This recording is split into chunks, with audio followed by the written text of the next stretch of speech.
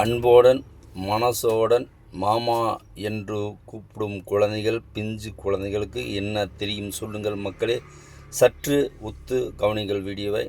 இதுவரைக்கும் நம்ம எல்லா நடிகரையும் பார்த்துருப்போம், எல்லா நடிகையிலும் பார்த்துருப்போம். இதுவரைக்கும் எந்த குழந்தையாச்சும் மாமா என்று தாய் மாமன் உறவோடு கூப்பிட்ட குழந்தை பார்த்தீங்களா?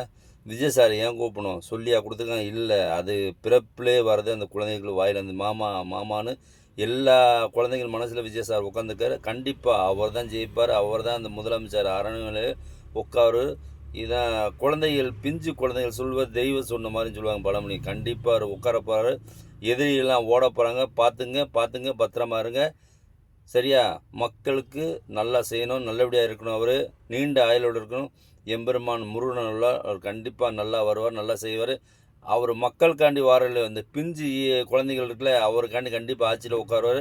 நம்பிக்கை இருக்குது. நம்ம என்னங்க, நம்ம வாழ்ந்து முடிச்சிட்டோம். அது வாழ போகிற வாலிப சின்ன குழந்தைகள் அதுங்க சொல்லுதுங்க மாமா மாமான்னு. அந்த உறவுக்காண்டி அவர் ஜெயிப்பாருங்க, கண்டிப்பாக வருவார்.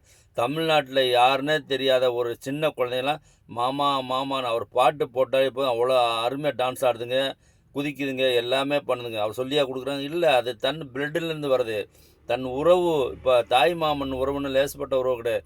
அதே மாதிரி எல்லா பிஞ்சு குழந்தை மனசுலேயும் அவர் நிற்கிறார். தாய் மாமா மாதிரி நிற்கார், கூட பிறந்த பிறப்பு மாதிரி நிற்கார். எல்லா இடத்தையும் அண்ணன் தம்பி பாசத்தோடு நிற்கார். எல்லாத்துக்கும் எல்லா உறவுலையும் செட் ஆகுறாரு. அதனால் இந்த வாய்ப்பு அவர் கேட்டுக்கார், வாயால் கிடையாது. ஒரு முறை எனக்கு வாய்ப்பு தாருங்கள்.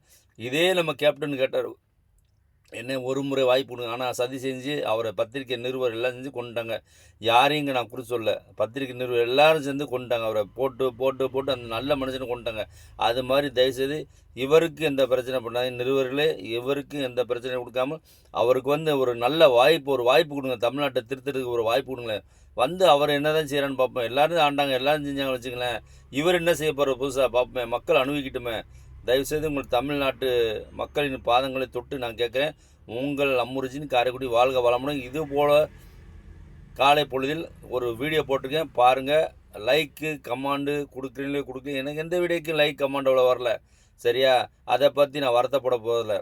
ஏதோ என்னால் முடிஞ்ச பொது மக்கள் ஒரு மக்களாக பேசுகிறேன், உங்களுக்காக பேச, எனக்காக பேசுகிறேன், வரும் சங்கதிக்காண்டி பேசுகிறேன். சரியா? பார்த்து விஜய் சார் படத்தை சொன்ன இந்த ஒரு விரல் ஒரு நாள் அப்படி, இந்த ஒரு நாள், இந்த ஒரு விரல்னால சாதிக்க போது, தமிழ்நாட்டை மாற்ற போது பார்த்துங்க. எல்லாமே உங்கள் விரல் கையில் தான் இருக்குது, நுனியில் இருக்குது. பார்த்து போடுங்க, கவனமாக போட்டு புலம்பாதீங்க. ஐயோ போச்சே, விஜய் சார் போட்டுருங்க, அங்கே போடல இங்கே போடுங்க.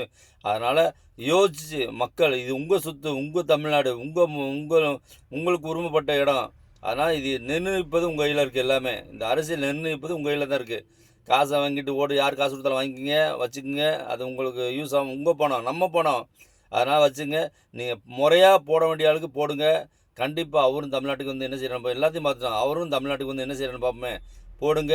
விடியும் பொழுது நல்ல பொழுதாக இருக்கணும். ஓட்டு நீங்கள் போடுங்க, விஜய் சாருக்கு போடுங்க. வாழ்க வளமுடன். என்னடா விஜய் சார்னு பேசிக்கிட்டேன், எதுவும் பணம் வாங்கிட்டேன். ஐயோ சாமி, நான் ஒரு டிரைவர் தான், பணம் வாங்கல வைக்கிறேன். பொதுப்படை மனசுக்கு தோணுது நான் பேசிக்கிட்டேன், உங்களுக்கு தோணுது நீங்கள் செய்யுங்க. கண்டிப்பாக வாழ்க தமிழ்நாடு. இதுபோல் வையகம் வாழ்க. உங்கள் அம்முருஜின் காரைக்குடி வாழ்க வளமுடன். இன்று போல் என்று வாழ்க, பல்லாண்டு காலம் வாழ்க.